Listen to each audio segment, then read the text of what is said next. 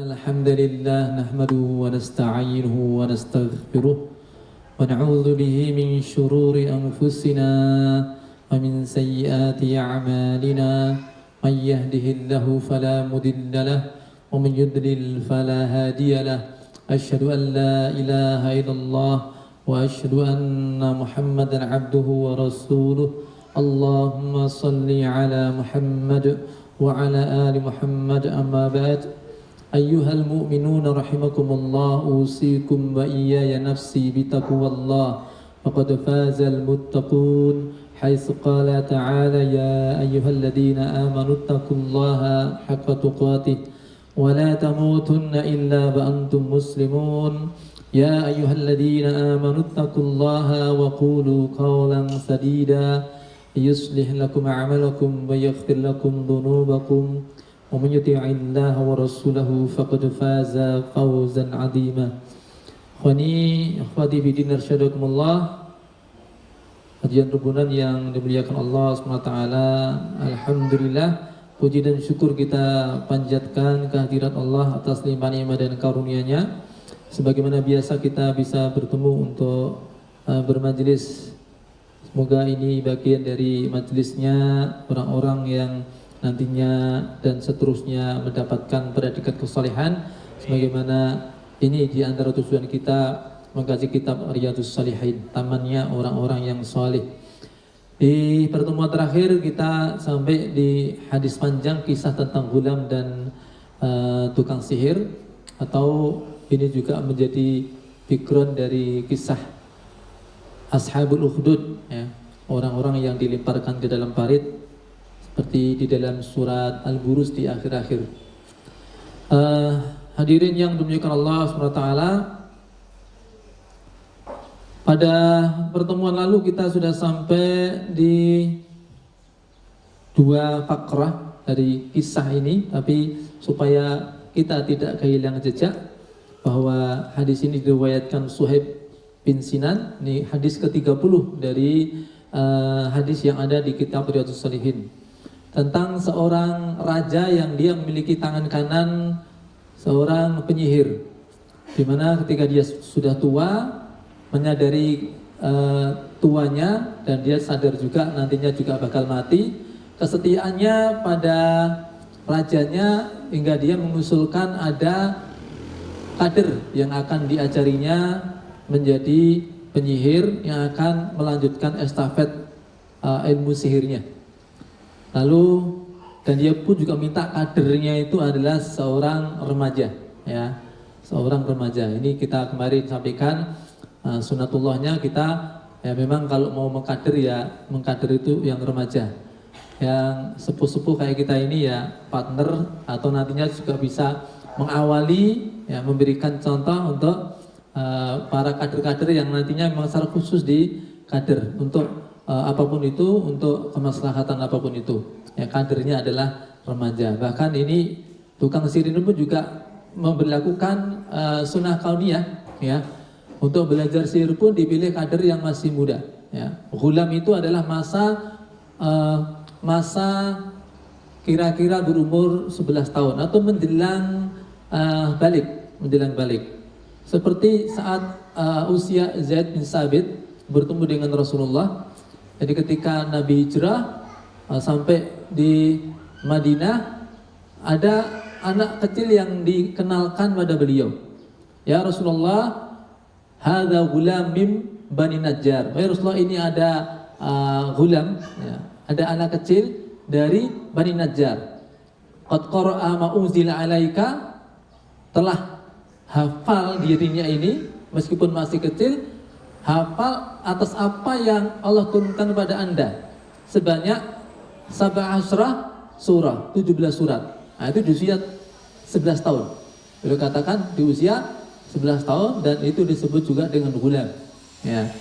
Nah, kira-kira seumuran itu kalau kita mau mengkader pada istilahnya kemaslahatan apapun, ya dari sejak usia-usia menjelang SMP itu sudah mulai diajari, dilatih, diajarkan, diajari dan kemudian dididik, ya. Itu di antara pelajarannya, sampai ketika dia Gulam ini ditetapkan sebagai murid dari tukang sihir ini, dia pulang pergi dari rumahnya ke tempat tukang sihir, tapi dalam perjalanan dia ketemu dengan seorang rohib. Ya, kalau dalam bahasa sekarang ini ahli ibadah, tapi dia juga alim. Ya, guru ngaji lah, yang dia tertarik untuk mendengarkan ucapan-ucapannya, sehingga dia kalau mau ke tempat tukang sihir, ya, tempat belajar dia, les gitu ya, nah itu mampir ngaji dulu, kemudian ke tempat tukang sihir, pulang mampir lagi ke guru ngaji, kemudian baru sampai rumah. Sampai suatu kali ternyata dia dalam keadaan terlambat, ya, datang ke tukang sihir dihukum, pulang terlambat di rumah juga dihukum, ya. Maka kemudian guru ngaji tadi mengatakan, ya kan, nanti kalau kamu sampai tukang sihir itu terlambat, bilang aja, ini saya tertahan oleh keluarga saya. Nanti kalau kamu sampai rumah terlambat, kamu bilang aja, saya tertahan karena tadi ada masih acara dengan tukang sihir. Ya, itu hikmah-hikmahnya tentang ini sudah kita bahas kemarin. Sampai kemudian itu berlangsung lama, hingga suatu kali dia ketemu di jalan dengan dabah, hewan besar yang menghalangi jalan manusia pada ketakutan. Kemudian itu dijadikan sebagai alat cek, ya. Dia membaca bismillah, dilemparlah hewan tersebut dengan dengan batu tersebut dan kemudian mati. Dan itu semakin meyakinkan dia kebenaran ajaran dari guru ngaji tadi. Nah, sampai kemudian guru tadi mengatakan bahwa engkau wahai anakku, ai bunayya antal yauma afdalu minni, engkau sekarang sudah lebih utama daripada saya. Ya. Jadi guru ngaji tadi menyadari ini posisi anak ini udah lebih hebat daripada saya. Nah, ini juga jadi di antara dua pembinaan, dibina oleh tukang sihir, dibina juga oleh guru ngaji ini. Ya, posisinya ya artinya apa? Orang membina yang ngaji pun juga bisa dimulai, ya, difokuskan itu di usia-usia tersebut, ya, untuk menjadi kader dai. Nah, kemudian telah dia katakan, wahai bunaya, kamu sekarang sudah lebih utama daripada saya. Qad balagha min amrika ma'ara. Saya sudah melihat sendiri bagaimana kedudukanmu sekarang. Wa innaka satubtala. Nanti kamu akan dapat ujian. Biasanya orang kalau dapat seperti kamu ini nantinya akan mendapatkan ujian, ya. Lalu dia pesan gurunya ini, fa in tulita fala tadulla alayya. Nanti kalau kamu lagi dapat ujian, jangan bilang-bilang guru kamu adalah saya. Jangan bilang-bilang kamu murid saya. Ya. Jangan nyeret-nyeret nama saya, gitu ya. Kalau nanti kamu dapat ujian, jangan nyeret nama saya. Bahkan al-gulamu yubrul akmaha. Gulam ini kemudian dia bisa mengobati penyakit berupa orang yang buta, wal abroso, kemudian juga belang, ya. Wa yudawin nasa min sa'iril adwa. Dan dia bisa atas izin Allah mengobati orang-orang dari penyakit-penyakit yang mereka derita, ya. Tapi dia menggunakan doa, ya. Jadi dengan doanya dia termasuk orang yang doanya makbul, ya. Setiap ada orang yang sakit kemudian didoakan olehnya, kemudian dikabulkan oleh Allah dan mendapatkan kesembuhannya. Sampai terkenal. Fasamya dari sunil maliki kana qad amiya. Maka terdengarlah berita tersebut tentang mustajabahnya doa, atau yang dikenal orang-orang pokoknya ampuh itu cara ngobatinya, ya. Ada anak-anak yang pandai mengobati segala macam penyakit, sehingga didengar juga oleh dalis. Dalis itu maksudnya teman ataupun salah satu pejabat, ya, si raja. Kana qad amiya, yang dia dalam keadaan buta. Ya. Fatahu bihadaya katsiratin. Maka sang menteri tadi ataupun orang dekatnya raja tadi mendatangi gulam ini, remaja ini, dengan membawa hadiah yang sangat banyak. Faqala, dia bilang, ma hahuna laka ajma'u in anta syafaitani. Ya. Saya kesini ini dengan membawa sekian banyak harta, ini tak kasihkan kamu semuanya asal kamu bisa menyembuhkan saya. Ya. Jadi kalimatnya apa? Pakai syifa ya, menyembuhkan, berarti ini penentu kesembuhan ya. Kalau kamu bisa menyembuhkan saya, tak kasih semua yang saya bawa ini. Ya. Apa kata pemuda ini, remaja ini? Dia mengatakan dengan ketawaduannya dan memang adab seorang hamba, dan memang kenyataannya, realitanya, dia katakan, inilah ashfi ahadan. Saya tidak bisa menyembuhkan seorang pun. Ini adab. Ya, jadi namanya ngasih obat itu bukan menyembuhkan, ya. Menerapi itu bukan menyembuhkan, tapi ya menerapi, ngasih obat. Tapi penyembuh itu adalah Allah. Ya. Maka anak ini mengatakan apa? Inilah asfiahadan. Saya tidak bisa menyembuhkan seorang pun. Ya. Saya tidak bisa menyembuhkan seorang pun. Ya, ini sebagaimana ayat wa idamar itu fahuwa yashfin. Kalau udah syifa itu udah kesembuhan, itu memang haknya Allah Subhanahu wa taala. Ya.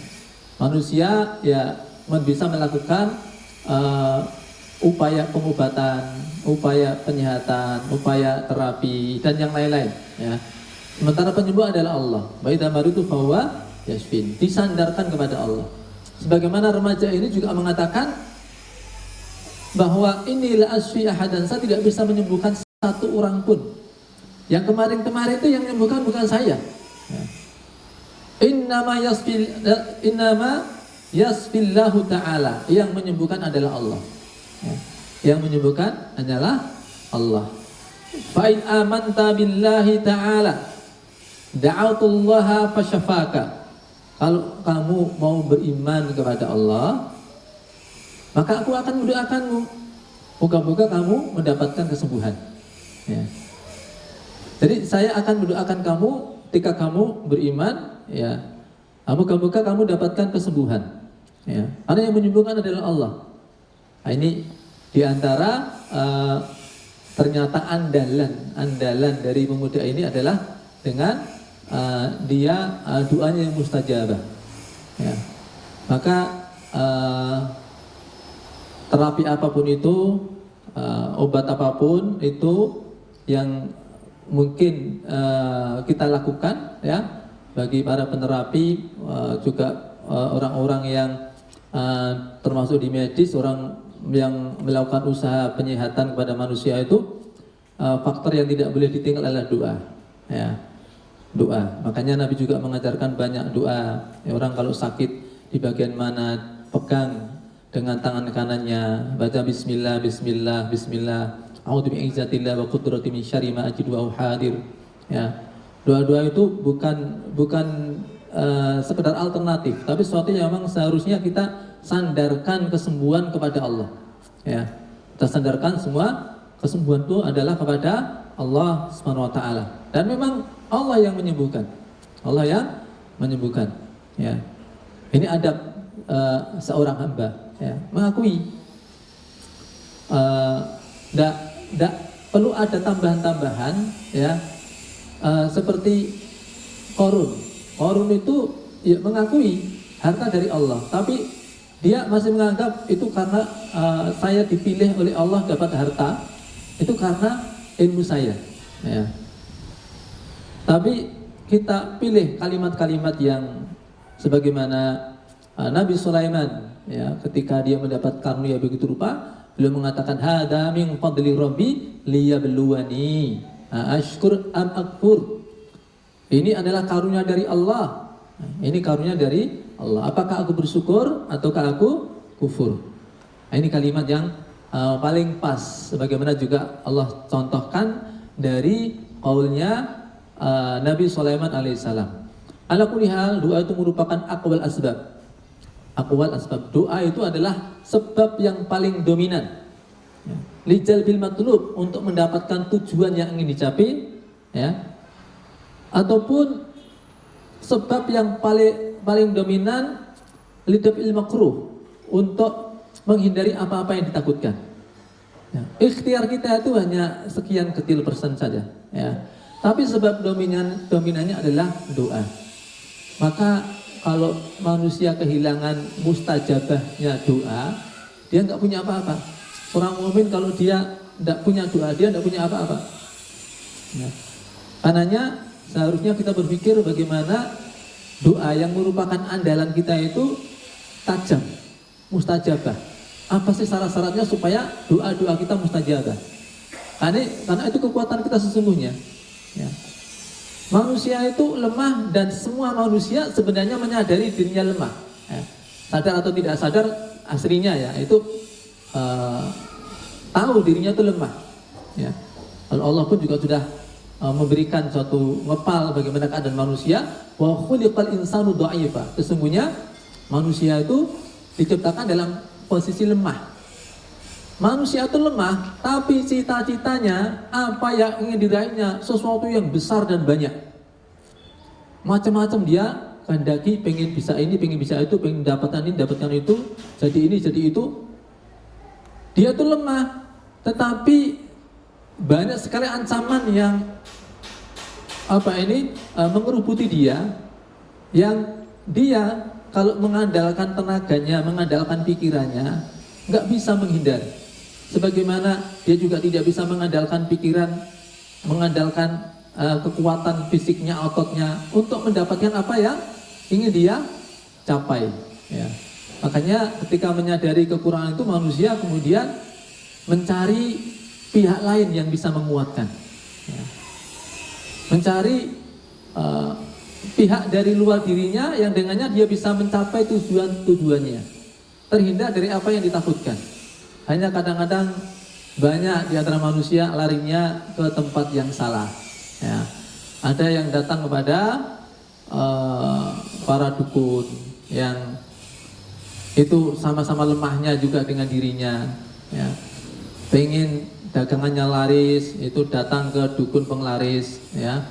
Atau lihat iklan-iklan kalau ada yang jual penglarisan. Udah jelas itu jual penglarisan itu diawali dengan kata BU juga loh ya. BU dijual penglarisan, terbukti teruji gitu ya. Kalau emang terbukti teruji ngapain dijual? Ya, situ lagi butuh uang. Tapi betulan ada itu kayak gini itu. Dan nggak nyadar orang itu bahwa itu tanda kelemahan penglarisan itu. Ya. Datang kepada orang yang sama-sama lemah atau bahkan lebih lemah dari dirinya, ya. Dan tidak lebih pintar, walaupun disebut orang pintar, ya itu kan yang datang orang bodoh, ya. Makanya yang datangi disebut dengan orang pintar. Ada yang datang kepada jin, ya, untuk mengurai masalah-masalahnya. Apa orang sambut jin ya di masalah ya. Jin ini di masalah dewe-dewe, urusannya wakeh gitu ya. Yang dewe keluarga, ya. Adik yang diutang barang gitu ya. Adik yang ngewangin sampeyan, ya. Ngewangin sampeyan itu ya apa gitu ya. Ya kalau dia pun ngewangi, maka dia akan mengambil lebih banyak, ya, dari apa yang diberikan kepada manusia. Ya. Wa kana rijalun minal insi ya'uduna birijali minal jinni fazaduhum rahaqa. Di antara manusia ada yang meminta perlindungan, pertolongan di antara jin, maka mereka tidak menambah selain dari kesalahan dan dosa. Ya. Siapa yang bertambah salahnya? Yang bertambah dosanya siapa? Manusia atau jinnya? Dua-duanya. Ya. Wabah malah tambah salah, gitu ya. Karena memang jin dan manusia itu, ya mereka punya tugas sendiri-sendiri. Ya. Dalam hal ini, ya kalau ingin mendapatkan nikmatan dengan mencampur urusan mereka dan minta campur tangan mereka ke dunia kita, itu merupakan satu kesalahan, ya, yang kelak bahkan akan diadili oleh Allah, ya. Wa yauma nahsyuruhum jami'an ya ma'syarul jinni qad istakthartum minal ins. Pada hari di mana kami kumpulkan, Allah kumpulkan mereka, golongan jin dan golongan manusia, lalu Allah berfirman, ya ma'syarul jin qad istakthartum minal ins. Wahai sekalian jin, kalian telah banyak mencampuri urusan manusia. Waqala awliya'u minal ins, maka berkatalah wali-wali mereka dari golongan manusia. Teman-teman yang saling kong-kali-kong suatu dunia dari golongan manusia, ya, yang dulunya bekerja sama minta pertolongan pada jin, mereka membelanya. Ya. Mereka mengatakan, Rabbana istamta'a ba'duna bi ba'd. Kami dulu itu kami saling mendapat keuntungan, saling mendapatkan kenikmatan.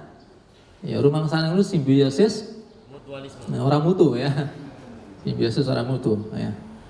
Jadi jin mendapat keuntungan karena diagungkan. Ya. Kalau manusia lewat di situ ada yang kulon wunbah, gitu ya, dimuliakan. Manusia mendapat keuntungan karena diantara apa yang diinginkannya itu dikasih sama jin, fasilitas-fasilitas dan sebagainya. Ya. Maka Allah firmankan an-naru maswaakum, neraka tempat kalian semuanya. Ya. Maka kita hati-hati di sini. Sekali lagi, banyak orang yang menyadari dirinya itu lemah, tapi cari penguatnya itu ke tempat yang salah. Ya, adapun orang beriman paham betul. Ya, kalau mau kuat maka dia berlindung pada yang maha kuat. Ya, kalau ingin mendapatkan segala yang diinginkan maka dia datang pada yang punya segalanya. Bagaimana kita ingin mendapatkan semua yang kita sukai sementara datang kepada yang tidak memiliki apa-apa? Ya. Sementara kalau kita datang kepada Allah, maka Allah memiliki semuanya. Ya. Maka di dalam hadis qudsi, ya, Allah menyampaikan dalam hadis qudsi, seandainya semua manusia berkumpul, semua jin berkumpul di satu tempat, manusia dan jin semuanya, ya, dari yang paling awal sampai paling akhir, di satu tempat mereka minta kepada Allah. Satu persatu mereka minta dengan permintaan yang berbeda-beda. Lalu Allah ngasih semuanya satu persatu, jin, manusia, dari yang paling awal sampai paling akhir dikasih semuanya. Itu tidak mengurangi sama sekali apa yang ada pada sisi Allah. Melainkan seperti mikhyat, yakni apa? Jarum ketika dicelupkan ke samudera. Ya. Enggak berkurang gitu loh. Ya. Sebagaimana manusia kalau ibadah sekencang apapun itu, bahkan semuanya manusia itu beribadah pada Allah, kerajaan Allah tidak bertambah. Kalau semua sudah milik Allah, Pak.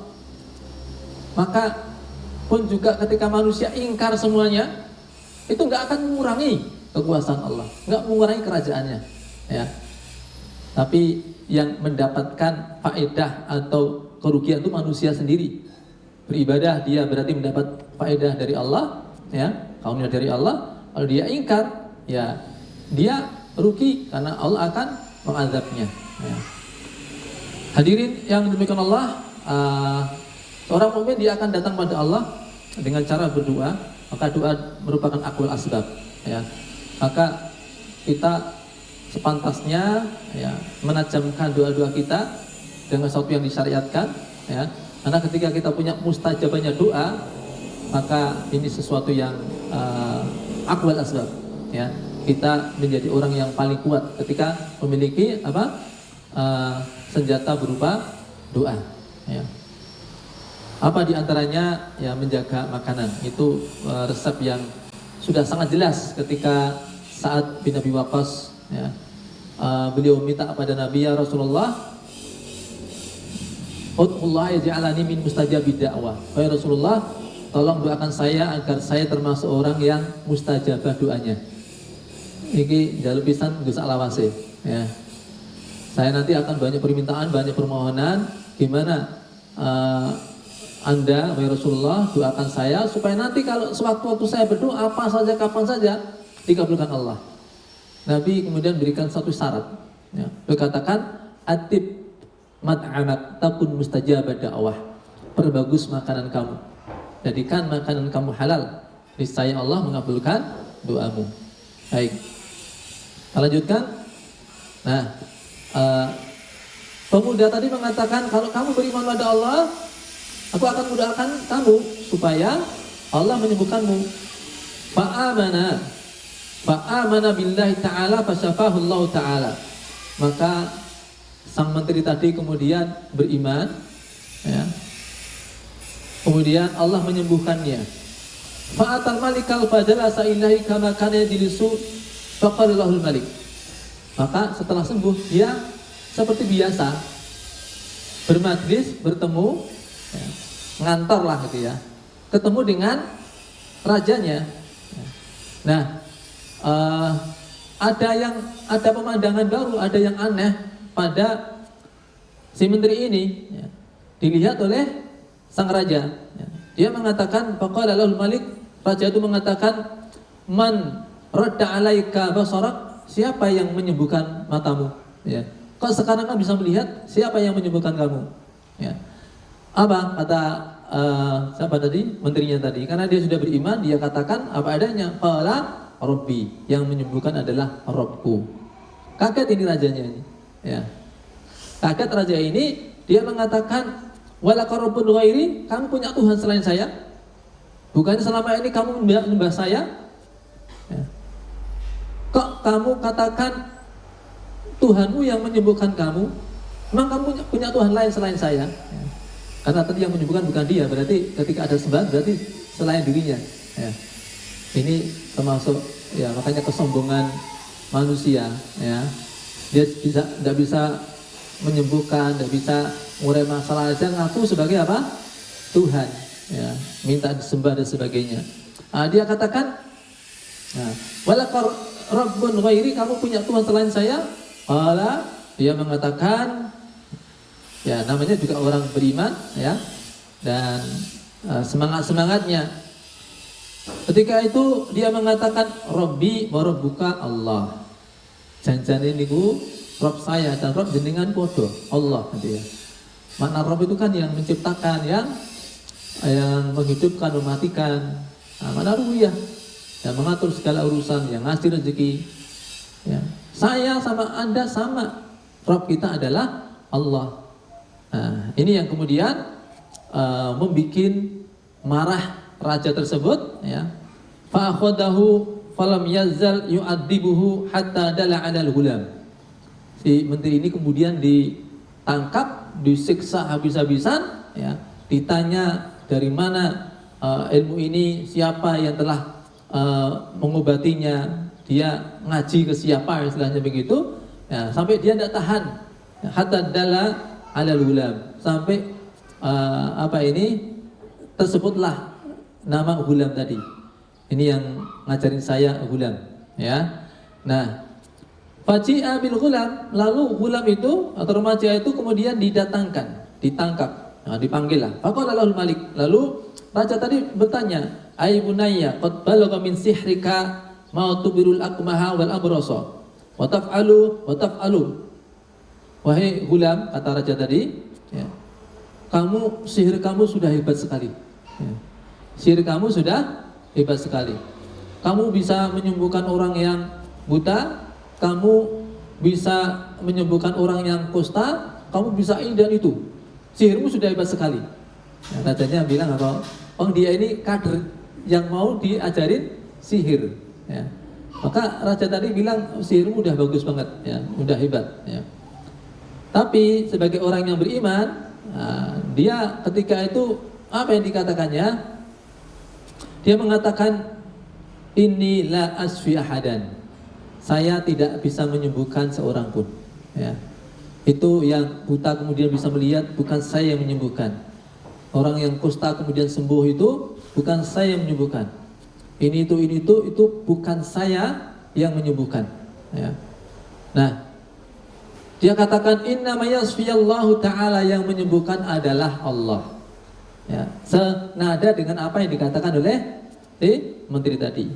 Fa akhadahu, maka ditangkaplah ia, falam yazal yu'adzibuhu hatta dalla 'ala rahib. Ya.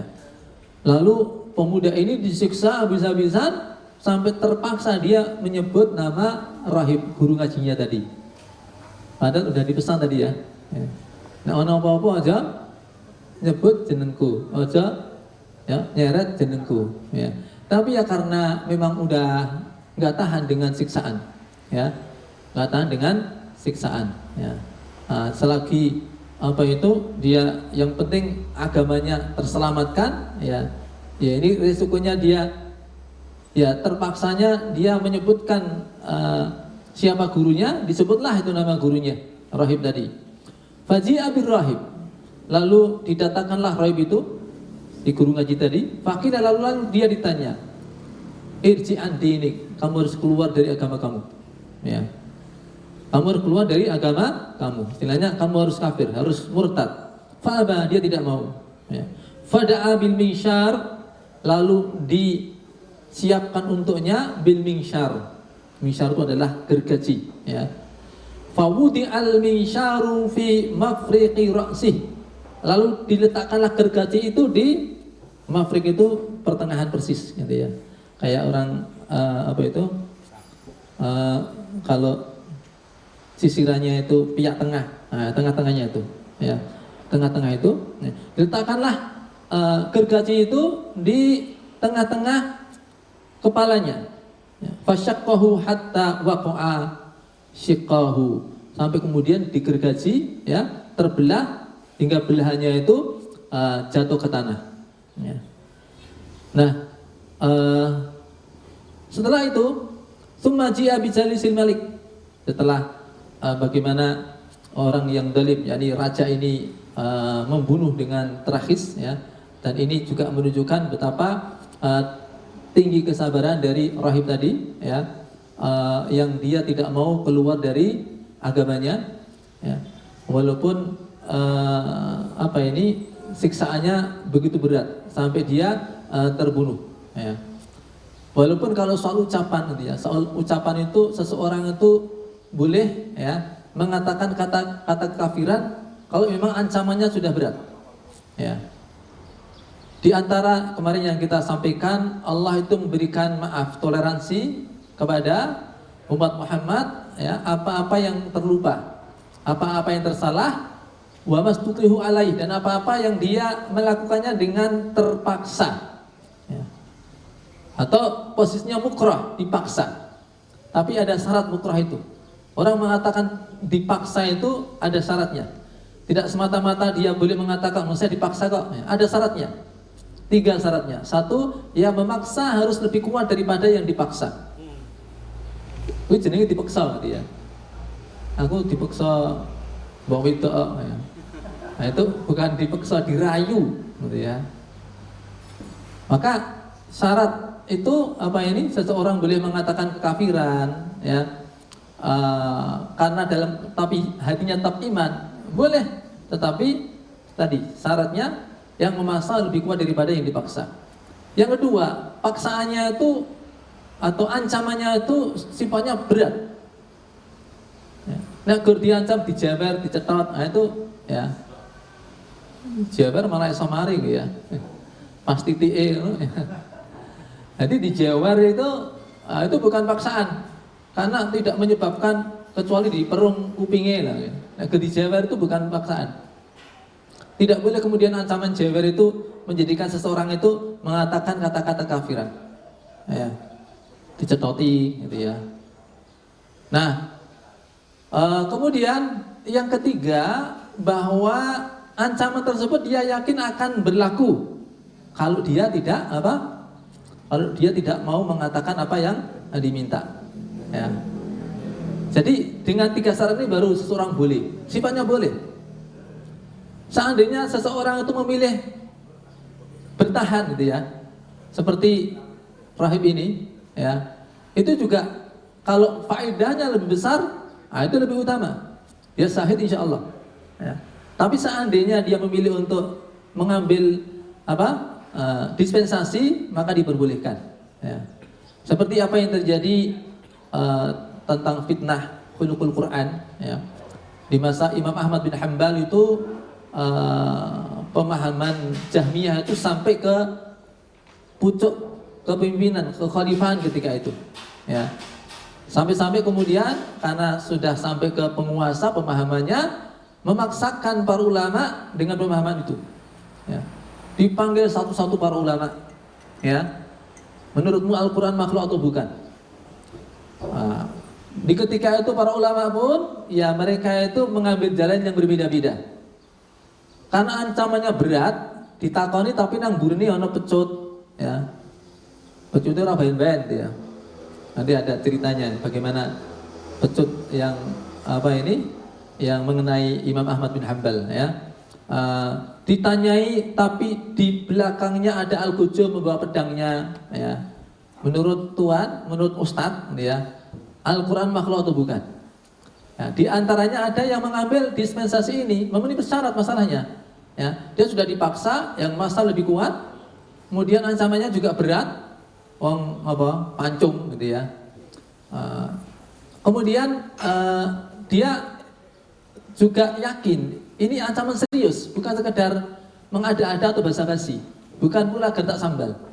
Makanya di antaranya ada yang ya udah ya, saya katakan Al-Quran adalah makhluk. Ya, ada yang sampai seperti itu. Ada pula yang mengambil jalan lebih aman.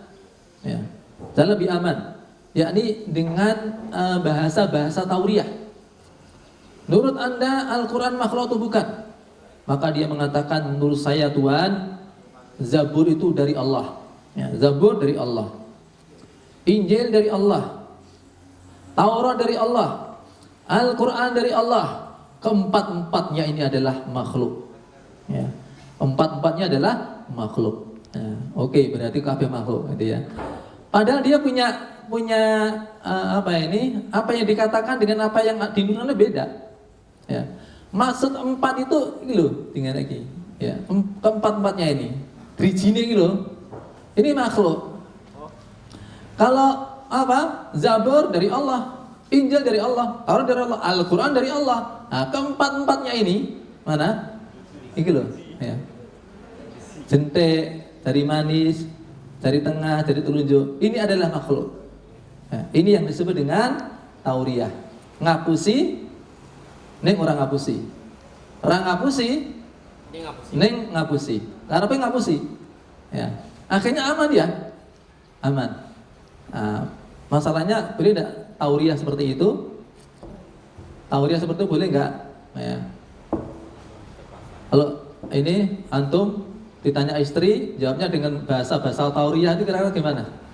Saka ngendi ngono bahasa tauriyah ya. Ya orang ngapusi, pancen kok kulon menan ya. Kulon ngendi ngono ya. Nah, itu bahasa tauriyah itu kapan diperbolehkan? Ya. Nah, sebenarnya kalau kita bicara tentang apa, boleh kok tauriyah sama istrinya boleh. Tapi dalam hal apa? Makanya kalau kita bicara tentang boleh apa, dusta yang diperbolehkan adalah apa? Itu yang sifatnya tauriyah. Ya. Itu pun juga ada syarat-syaratnya, gitu ya. Ketika disebutkan boleh berdusta dalam 3 hal, islah bainan nas, ya.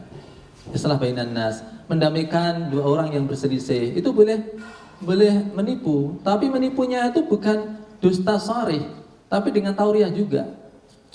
Kemarin sebulan mendoakan antum loh, saya dengar sendiri, ya. Padahal dia tadi nggak nyebut namanya, ya. Tapi mendoakannya di waktu sholat. Ya. Doa-doa tahiyat itu kan juga doa untuk hamba-hamba yang saleh. Insya Allah dia saleh kok. Ya. Assalamualaikum, dungo nggo kanca sinangkono, ya. Assalamualaikum, dungo kanca kono, gitu ya. Nah ini yang disimpan itu, gitu ya. Oh sebulan dongake sampean lho, apa ora tresno tenan, gitu ya. Nah itu namanya tauriyah, islah bainan nas. Yang kedua apa? Dalam kondisi perang, al-harbu khud'ah, perang adalah tipu daya. Tapi dustanya juga ada dusta sore, tetap dustanya itu dusta tauriyah. Ya. Seperti Ali bin Abi Thalib ketika itu menghadapi Amr bin Wud, seorang jawara Quraisy yang memang betul-betul lincah, kuat, ya, gesit, dengan pakaian yang super komplit. Ya. Jadi semua itu baju besi, tapi dia lincah. Sing ketok mung mata loro tok gitu loh. Ya. Ini jadi bayangin Power Ranger atau apa itu ya. Nah, ketika itu sampai ketika dia nantang ini mubarozah, nantang ya. Itu Ali bin Abi Thalib lanang ya, ditantang ngadeg ngono ya. Tapi Nabi mengatakan, ya Ali huwa Amr bin Wud, ya. Dia Amr bin Wud.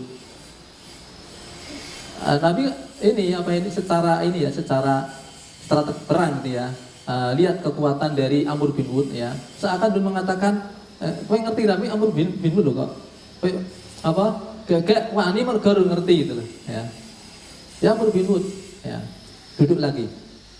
Nantang lagi Amr bin Wud, ya. Kemudian Ali bin Abi Thalib berdiri lagi. Sarap maju. Nabi katakan, "Wa Amr bin Wud." Ya Amr bin Wud, ya. Sampai yang ketiga kali tantang, ya. Ali bin Abi Thalib maju. Sambil nunggu juga kode. Ya wis nek wani maju gitu ya. Nah, begitu sampai berhadapan dengan Amr bin Wud, apa dia katakan? Saya maju tidak untuk menghadapi dua orang. Seakan-akan dia bilang, nek wani jen-jen itu loh. Ya. Nah, begitu kan ketika dikatain begitu Amr bin Wud kan, wah, dia jangan-jangan ada yang ngadepi wong wengi sore gitu ya, lebih masih muda ketika Ali bin Abi Thalib ya. Masa ada yang nemeni, jadi pas dia mengo, diterjang sama Ali bin Abi Thalib ya. Ketika itu pas kena matanya. Ya, pas kena matanya ya. Titis itu. Bukan dengan pedang aja, dulu sahabat itu ada perang Datul Uyun itu memang yang ditarget mata gitu ya. Karena musuh semua komplit ya. Jadi bidikannya bukan lagi perut ya atau apa gitu ya. Tapi bidikannya mata ya. Dan itu menangnya di situ. Ya. Jadi korban dari pihak musuh semua mata, gitu ya.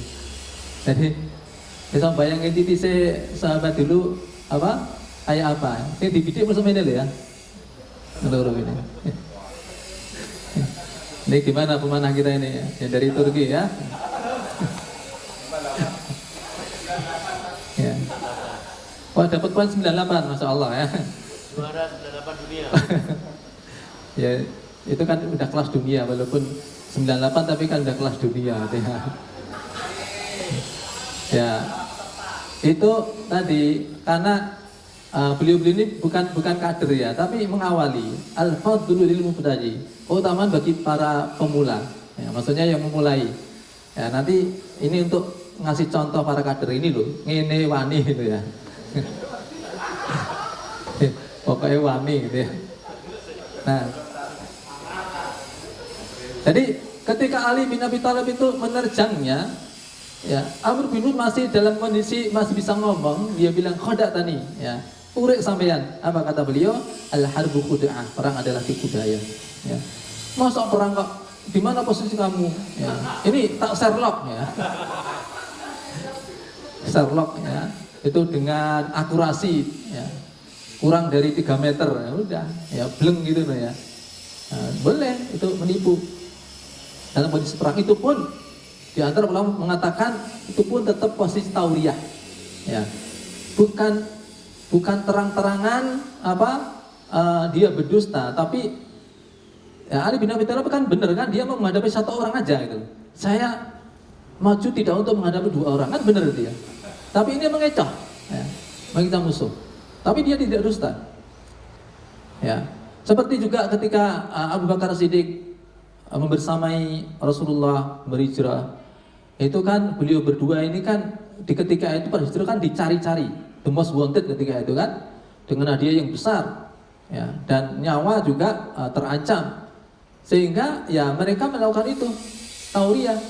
Abu Bakar ditanya, "Siapa orang ini?" Dia bilang, "Dia guide saya." Ya. Dia guide saya. Maksudnya apa? Penunjuk jalan saya ke jalan yang benar. Gitu ya. Tapi ya dia nggak bilang begitu, penunjuk jalan yang benar. Guide, dikiranya guide aja. Oh guide. Gitu ya. Dari mana kalian berdua? Nah, numima, tapi dari air. Dikira bang lewati laut atau piye gitu ya. Padahal maksudnya apa? Alam nakhluqkum min ma'in mahin. Bukankah aku menciptakan kalian dari air yang hina? Manusia dari air. Ya. Nah, itu namanya tauriah. Ya. Kalau kayak orang mengatakan, patung Slamet Riyadi Durjo kae, ya. Kena krungu klunengan joget kae. Ya. Orang joget, ora krungu. Orang krungu ya. Itu namanya apa? Ngapusi ning ora ngapusi. Ya, tapi jangan bermudah-mudah tauriah. Baik, yang ketiga apa? Berdosa sama istri. Ya. Tapi bukan untuk menutupi kekurangan diri, tapi untuk menutupi kekurangan istri. Nah itu. Iya, jauh kita banget, kita ngece malahan gitu ya. Ya, kita ngece. Ya kasus-kasus misalnya masa dulu masakane. Mantep ya. Mantep. Ngono mantep. Nah enak tenan ngapus iki ya. Mantep. Berarti ini mantep uyahe gitu. Ya. Mantep asine gitu ya. Nah, kalau Anda ngomong apa-apa iki jangan apa uyuh jarang kayak gendera gitu ya. Padahal mau ngomong apa adanya. Nah, itu maksudnya jadi berdusta ke istri itu dengan satu dengan tauriah, yang kedua apa? Ini diajari yang kok dadi ora tauriah ya. Rumusnya wis ngerti. Ya. Jadi apa? Maksudnya tauriah itu berdusta tapi enggak berdusta. Diperbolehkan untuk beberapa kasus tadi. Ya. Nah, kembali kepada si apa yang tadi, raja ini memilih untuk dia tidak tauriah, dia siap menerima resikonya. Ya. Sebagaimana juga Ahmad bin Hanbal, ya. Kalau tadi ada yang kemudian mengambil rukhsah, keringanan, dispensasi karena sudah dalam keadaan mukrah. Kalau ada yang menjawab dengan tauriah, Imam Ahmad bin Hanbal rela menjadi apa? Menjadi dalam tanda kutip tumbalnya. Ya. Dia mengatakan apa ini? Kalimatnya indah sekali, beliau katakan apabila yang jahil tetap jahil, ya, sementara yang paham itu taqiyatan, fa idzal jahilu yajhal, ya, wal alimu, dia katakan apa kalimatnya itu pasnya, kalau ada yang bodoh tetap bodoh, nggak ngerti, yang kemudian yang ngerti dia menjawab dengan tauriah tadi, ya. Maka lantas kapan kebenaran akan tampak? Ya. Saya katakan Al-Quran kalamullah, bukan makhluk. Al-Quran kalamullah, bukan makhluk. Udah siap-siap cambuk itu, ya, ngelawe itu ya. Dan ketika itu beliau dimasukkan ke dalam penjara, ya, dan dia itu tahu mesti akan dihukum. Sesuatu yang paling dia takut itu cambuk. Ya. Ketoknya panas itu loh. Orangnya rodok suwe. Nah di penggal kepalanya langsung sahid. Dia nggak takut pedang, nggak takut, ya. Tapi cambuk itu sesuatu yang ditakutkan, ya. Tapi ya ternyata dia dapat jatah sesuatu yang ditakutkan itu. Tapi dikasih tahu sama teman satu penjara dengannya, ya. Apa dia katakan? Anda jangan takut dengan apa? Cambuk. Ya. Saya ini tiap hari dicambuk. Dan ternyata cambukan tidak terasa kecuali hanya sampai hitungan ketiga saja. Rasa wedi, kerasane pinten udah. Baru semaput soalnya, ya. Oleh nyambuk itu apa? Sekali cambuk itu udah sepenuh tenaga lagi, ya. Sepenuh tenaga lagi, ya. Nanti tele-tele gitu ya. Jadi ping telu baru yang dicambuk wis semaput, ya. Jadi kerasane muter tok. Ya. Aku ini di apa cambuk kerasane pinten tok, ya. Baru ya semaput, ya. Tapi Anda dalam kebenaran, Anda di atas kebenaran, saya yang di atas kesalahan aja bisa bersabar pada dicambuk, ya. Saya ini aja urip gitu ya. Maka itu yang membuat beliau lebih tegar, ya. Sampai benar-benar beliau mendapatkan cambukan. Satu ada dua beliau, ya, supaya tidak tersingkap auratnya. Tidak tersingkap auratnya. Dan itu dikabulkan oleh Allah, ya. Dan pada akhirnya kemudian beliau mendapatkan kemenangan dengan pengertian, ya, pemahaman umat. Karena ketika itu saat beliau mau menyampaikan itu istilah kalau orang sekarang wartawan sudah datang semuanya. Karena beliau ini benteng terakhirnya. Kalau beliau mengatakan A, wah udah. Atau dia mengatakan Quran makhluk, wis clear semuanya ikut. Ya. Bentengnya tinggal beliau. Tapi beliau mempertahankan benteng ini karena setelah yang lain tidak ada, maka beliau rela menjadi korbannya. Ya. Maka di ketika itu amanlah, selamatlah pemahaman umat, hingga Ali Al-Madani mengatakan, beliau katakan A'adzal Islam birujulain. Islam itu dikuatkan kembali oleh dua orang setelah lemahnya. Abu Bakar As-Siddiq. Satu oleh Abu Bakar As-Siddiq pada saat orang-orang menolak zakat. Kemudian Ahmad bin Hanbal fi yaumil mihnah. Oleh Ahmad bin Hanbal di hari mihnah, ujian tentang khuluqul Quran ini. Ya. Nah ini apa yang dilakukan oleh siapa tadi? Si rahib tadi dia mengambil pilihan untuk menjadi kurban, tapi dia tetap dalam kondisi iman. Ya. Maka ini sering dijadikan contoh ketika Nabi mendapati ada para sahabat yang kayak Khubayb bin Al-Arad dan yang sebagainya itu sampai disetrika di punggungnya, ya. Lalu mereka datang pada Rasulullah, ya Rasulullah, ala tangtasiru lana, ya, ala tad'u lana, ya Rasulullah, apakah Anda tidak mendoakan untuk keselamatan kami, ya, tidak akan Anda menolong kami disiksa begitu rupa, ya. Apa kata beliau? Sesungguhnya orang-orang sebelum kalian ada yang diantaranya diletakkan gergaji di tengah kepalanya lalu disigar pisah menjadi dua. Walakinnakum tastajilun, tapi kalian terlalu tergesa-gesa, ya. Kalian terlalu tergesa-gesa. Itu aja para sahabat dikatakan tergesa-gesa oleh Rasulullah. Apalah kita, gitu ya. Kalau dapat gangguan sedikit, dapat ini sedikit, kemudian melukru, ya. Alhamdulillah. Baik. Kita lanjutkan. Summa ji'a bijalisil malik faqila lahu irji' an dinik. Ya. Dipanggil lagi itu si menteri tadi. Setelah dibunuh tadi rahibnya, didatangkan si menteri tadi. Irji' an dinik, kamu harus kembali dari agama kamu. Kamu harus murtad, ya. Jangan ikuti apa yang dikatakan oleh Ghulam. Fa'aba. Ini sudah kadung beriman, ya. Sudah mantap imannya, maka dia juga menolak, ya. Kalau cuma disuruh yang ngasih tahu siapa, dia mau jawab, tapi udah tahu juga, ya. Yang ditanya bukan itu juga, nah, tapi pilihannya kamu mau keluar dari agama atau tidak, keluar dari Islam atau tidak, karena ini sebenarnya Islam juga, ya. Nah, dia menolaknya.